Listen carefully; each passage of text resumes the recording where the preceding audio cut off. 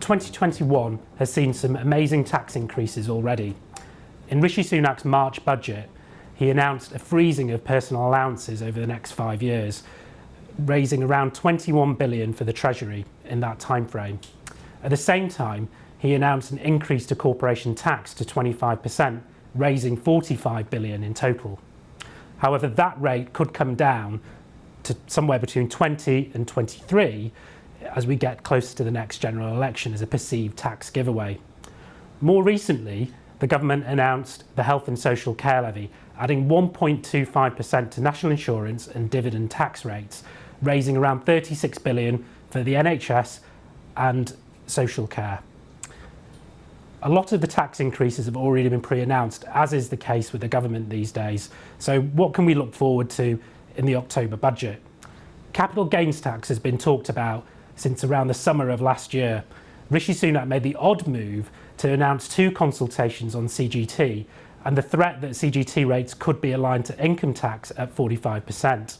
We shouldn't forget, though, in Rishi Sunak's very first budget as Chancellor, he increased CGT by reducing the entrepreneurs' relief lifetime limit from 10 million to 1 million, costing an entrepreneur £900,000 in additional tax when they sell their business, and raising about 6 billion in the process as well.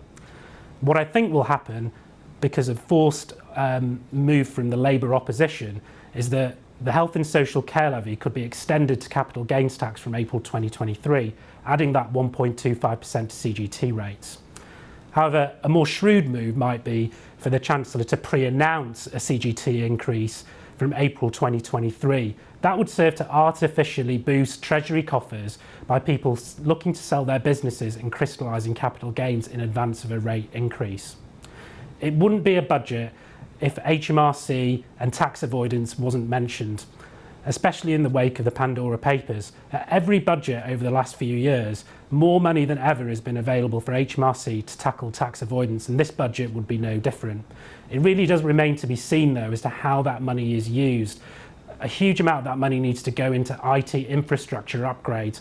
HMRC have already delayed making tax digital by 1 year as they try and keep up with the complexity of the legislation and yet ever more political tinkering.